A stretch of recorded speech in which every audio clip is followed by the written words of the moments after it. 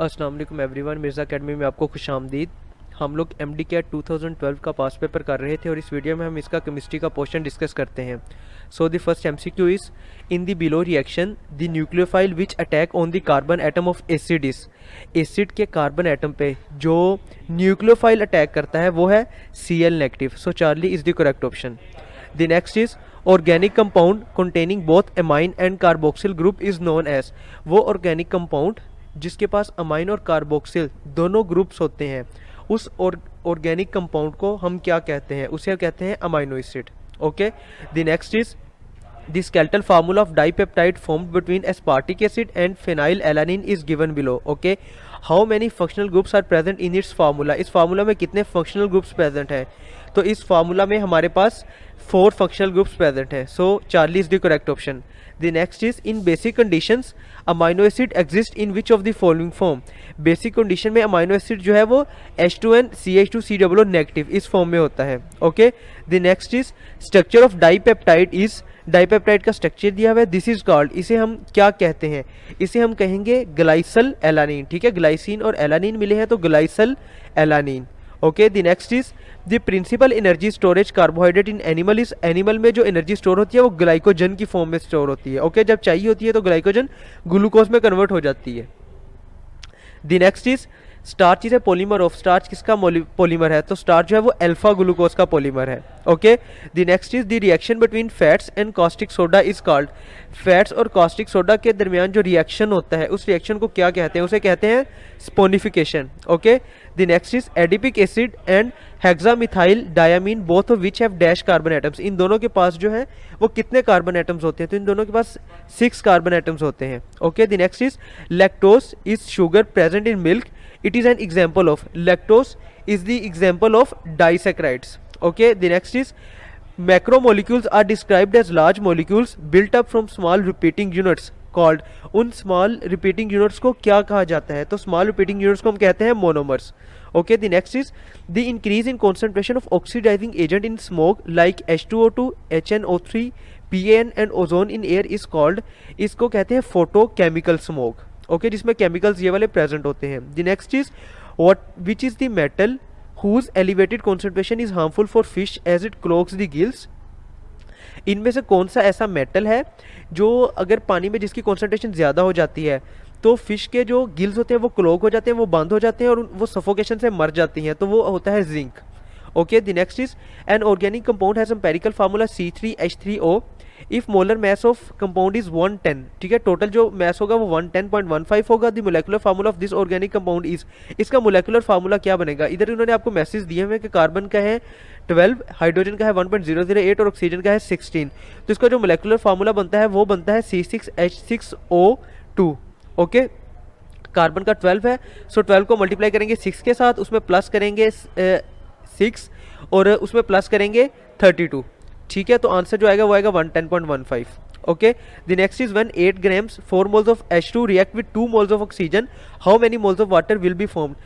हमें जो normal reaction है वो है 2H2 प्लस O2। ठीक है, 2 मोल्स हाइड्रोजन के रिएक्ट करते हैं 1 मोल ऑफ ऑक्सीजन के साथ, तो वाटर के 2 मोल्स प्रोड्यूस होते हैं। इधर हाइड्रोजन के 4 मोल्स हैं और ऑक्सीजन के 2 मोल्स हैं, तो नॉर्मल में 2 प्रोड्यूस होते हैं, तो इसमें वाटर के 4 मोल्स प्रोड्यूस होंगे। Okay, the next is the number of molecules in 22.4 decimetre cube of H2 gas at 0 degree Celsius and 1 atm are. तो नंबर ऑफ मॉलिक्यूल्स इसमें कितने होंगे? वो होंगे 6.02 multiply by 10⁻22। Okay, the next is correct order of boiling point of the given liquid.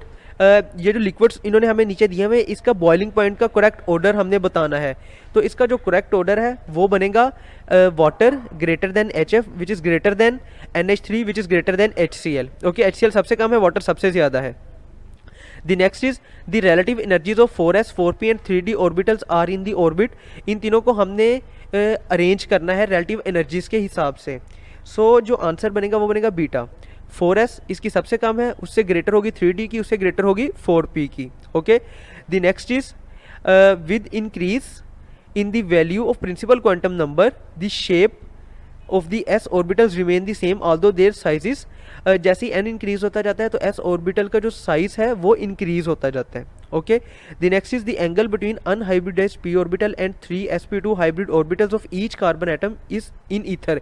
Ether में इनके दरमियान जो एंगल बनता है वो बनता है 90 डिग्री का। Okay, the next is in HF bond electronegativity difference is 1.9। Okay, what is the type of this bond, इस बॉन्ड की टाइप कौन सी बनती है, तो ये जो बॉन्ड बनता है वो बनता है polar covalent bond.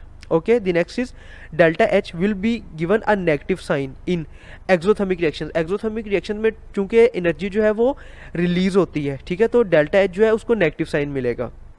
Endothermic reactions में डेल्टा H जो है वो पॉजिटिव होगा। The next is latest energy of an ionic crystal is the enthalpy of formation. ठीक है, लेटेस्ट एनर्जी जो होती है वो आयोनिक क्रिस्टल की फॉर्मेशन होती है। The next is as number of solute particles increase freezing point of the solution. जैसे ही सल्यूट पार्टिकल्स का नंबर इंक्रीज होता जाता है, मतलब सल्यूट सोल्यूशन में इंक्रीज होता जाएगा और सोलवेंट कम होता जाएगा, तो फ्रीजिंग पॉइंट के साथ क्या होगा, फ्रीजिंग पॉइंट जो है वो डिक्रीज होता जाएगा। So delta is the correct option. The next is boiling point constants help to determine the molar masses. Molar boiling point constant से हम मोलर मैसेज को डिटरमिन कर सकते हैं। The next is in electrolysis of aqueous CuCl2 the metal deposited at cathode is. Cathode पे कौन सी metal deposit होती है, तो कैथोड पे कॉपर मेटल डिपॉजिट होती है। Okay, the next is in MgCl2 the oxidation state of Cl। Mg पे हमें पता है +2 होता है, तो अगर Cl2 पे -2 होगा, लेकिन ये 2 क्लोरीन पे -2 है, तो एक के लिए -1 होगा। सो -1 is the correct option. Formation of NH3 is reversible and exothermic process. What will happen on cooling, तो कूलिंग पे हमारे पास क्या होता है, कूलिंग पे मोर NH3 बनती है। ठीक है, क्योंकि formation of NH3 is reversible, ये रिवर्सिबल है इसलिए दोनों तरफ चल सकते हैं। एक्सोथर्मिक प्रोसेस, इसका मतलब है जब NH3 बन रही होती है तो हीट निकल रही होती है। अब हमने इसे कूल किया है, इसका मतलब हम हीट दे रहे हैं, तो हीट निकलने का मतलब है कि NH3 की एनर्जी कम है, हम कूलिंग कर रहे हैं तो NH3 और ज़्यादा बनेगी। ठीक है, the next is a buffer solution is that which resist या minimize the change in pH। Buffer solution वो होता है जो अपने pH में ज़्यादा चेंज नहीं होने देता। Okay, the next is in some reactions a product formed act as a catalyst. इस फिनोमेना को हम कहते हैं ऑटो कैटालिसिस। ऑटो कैटालिसिस का मतलब होता है कि प्रोडक्ट जो है वो खुद ही कैटालिस्ट के तौर पर एक्ट कर रहे हैं। ठीक है, the next is the reaction rate in forward direction decreases with the passage of time, because reaction rate जो है वो फॉरवर्ड डायरेक्शन में डिक्रीज क्यों करता जाता है, क्योंकि जो रिएक्टेंट्स की कॉन्सेंट्रेशन है वो कम होती जाती है।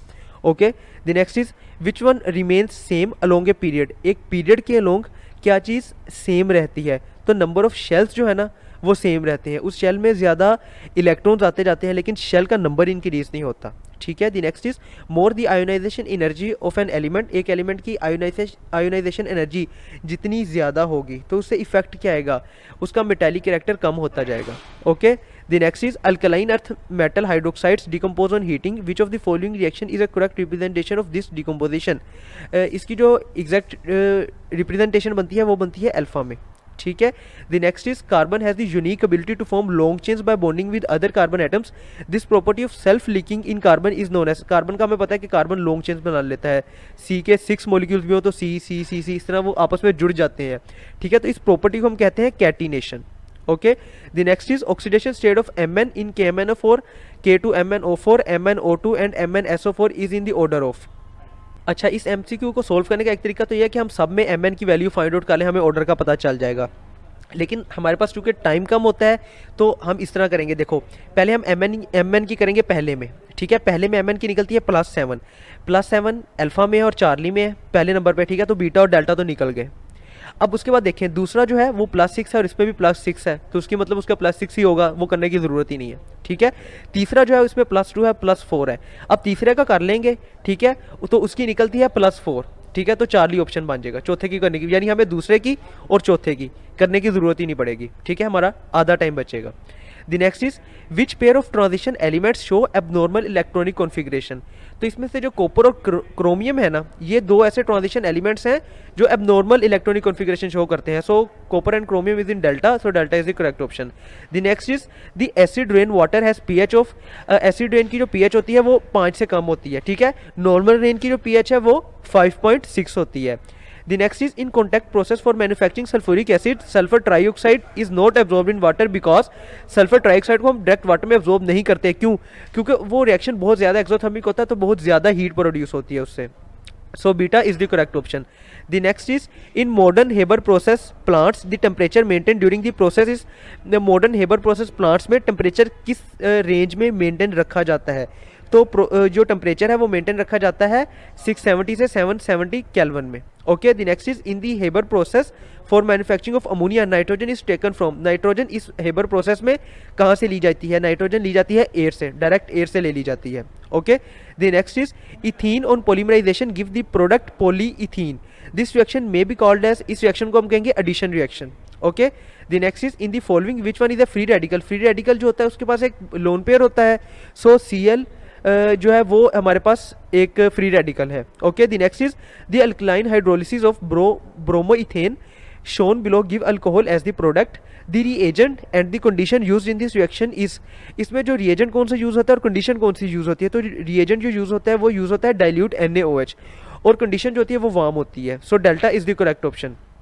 The next is in substitution reactions dihaloalkane और secondary halogen alkane give या show, वो क्या चीज शो करता है? वो SN1 और SN2 दोनों रिएक्शन शो करता है। Okay, the next is the dehydration of ethyl alcohol with concentrated H2SO4 at 140 degree Celsius gives, इस रिएक्शन के नतीजे में जो प्रोडक्ट बनती है वो क्या होती है? जो प्रोडक्ट बनती है वो होती है diethyl ether. Okay, the next is ethanol can be converted into the ethanoic acid. Ethanol जो है वो एथानोइक एसिड में कन्वर्ट होता है बाय किस रिएक्शन के थ्रू?